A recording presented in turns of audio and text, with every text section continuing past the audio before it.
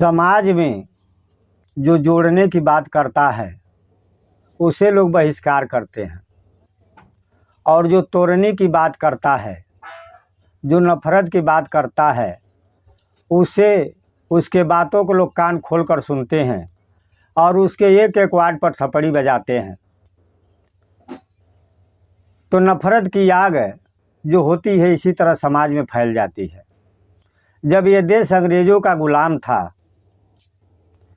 तो तमाम हिंदू मुस्लिम मिलकर, नर नारी, हर बिरादरी के लोग अपने जान की आहुति देकर और अंग्रेज़ों से इस देश को आज़ाद कराए। हमें बड़ी खुशी थी कि हमारा देश आज़ाद होगा, अब नया सूरज उगेगा, अब हम सुख के जीवन जिएंगे, हम लोगों को अधिकार मिलेगा, हम लोग स्वतंत्र होंगे। लेकिन कुछ लोगों ने नफरत की आग लगा दी इस भारतवर्ष में, दार दिया मतभेद जात पात का और धर्म को लेकर, जिसका नतीजा हुआ कि भारत और पाकिस्तान का बंटवारा हुआ। जितना खून अंग्रेज़ों ने इन भारतवासियों को नहीं बहाए थे उतना खून बह गया 1947 में भारत और हिंदुस्तान के बंटवारा में। आदमी ये नहीं सोचता रहा होगा कि कल हमारे सामने क्या होगा। जो देश की आज़ादी के लेकर खुशी मना रहा था कि बड़ी परिश्रम से हमारा देश आज़ाद हो रहा है, लेकिन उसे मालूम नहीं था कि कल हमारा पूरा परिवार हमारी आंखों के सामने कट जाएंगे, सिर्फ धर्म के नाम पर। क्योंकि कुछ नेताओं ने इस समाज में नफरत फैला देते हैं और जिसके फैलाने में यहाँ के लोग बहक जाते हैं, और वही नफरत का नतीजा हुआ कि हिंदू मुसलमान सब काटे गए।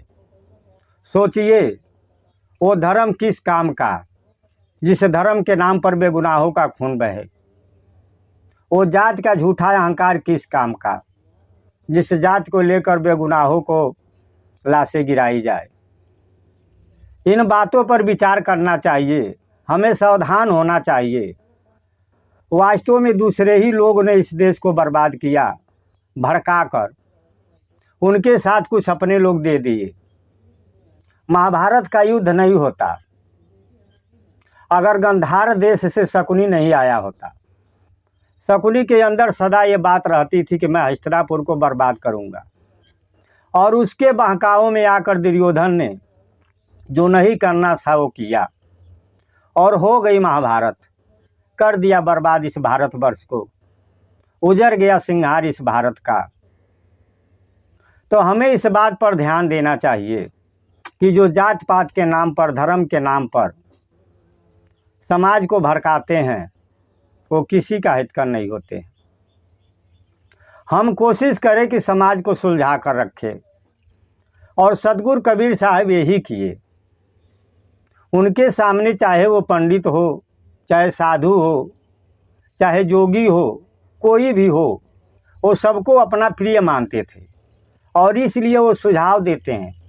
जैसे एक बाप एक बेटा का सुझाव देता है, एक बेटा एक बाप को राय देता है, एक भाई को राय देता है, अपना तो होते हुए कहा जाता है कि जिसके प्रति मुझे श्रद्धा न हो उसकी हम निंदा न करें, जिसकी हम अच्छाई को न कह सके उसके बुराई को न कहे। कबीर साहब जिसकी अगर कोई बात का तर्क किया है तो उन्हें हित मानते थे, प्रिय मानते थे। वो अगर कर्मकांडी पंडितों को, जातिवादी पंडितों को अगर फटकारे हैं तो उन्हें प्रिय मानते थे। कहते थे जो मिथिला के सच्चा ब्याज तुअरो मरड़ हुई मगहर पास, पंडित से कहिए हितकारी मूर्खन से रहिए झंकमारी। वो साधु संतों को भी नहीं छोड़ते थे। वो कहते थे साधु भया तो का भया, बोला नहीं विचार। आज देखिए न, बोली समाज में बोली से आग लगाई जाती है, बोली से नफरत फैलाई जाती है कि तुम्हें फलाने ने ऐसे कहा, फलाने ने यह कहा। बोला नहीं विचार, हटी पराई आत्मा जीभ बांध तलवार। कहते हैं कि आदमी जितनी तलवार से हत्या नहीं करता है उतना जीभ से कर देता है, और जीभ का ही नफरत ने काट दिया हिंदुस्तान और पाकिस्तान को। आज भी हम देख रहे हैं कि हिंदुस्तान और पाकिस्तान की क्या हालत है। बंटवारा करके कितना सुख मिला पाकिस्तान को, महाभारत में भीष्म पितामह कहते हैं कि हे केशव, समस्या का समाधान कभी बंटवारा से नहीं होता है। समस्या का समाधान समझने से होता है, विवेक से होता है, विचार से होता है। तो सतगुरु कबीर साहब सबको बोलते हैं, अपने को जो कबीरपंथी है, जो माला टोपी साखी शब्द गाते कहते हैं, उनको भी कबीर साहब कहे माला पहिरे टोपी पहिरे छाप तिलक के अनुमाना, साखी शब्द गावत भूली आत्म खबर नहीं जाना। वो कहते हैं कि माला टोपी सब पहन लिए, छाप तिलक लगा लिए, साखी शब्द गा रहे हैं, लेकिन आपको भी आत्मा की खबर नहीं है। आप आत्मा के साथ दुराव करते हैं, नफरत करते हैं। ज्ञान नहीं है कि यही आत्मा तो है जो सबके अंदर रहता है। ये आत्मा सुख और शांति चाहता है। यही आत्मा तो है जिसकी वर्णन वेद पुराण ग्रंथों में की जाती है। तो फिर हम इस आत्मा को जात पात धर्म में क्यों बांटते हैं? क्या है इसको आपको ज्ञान?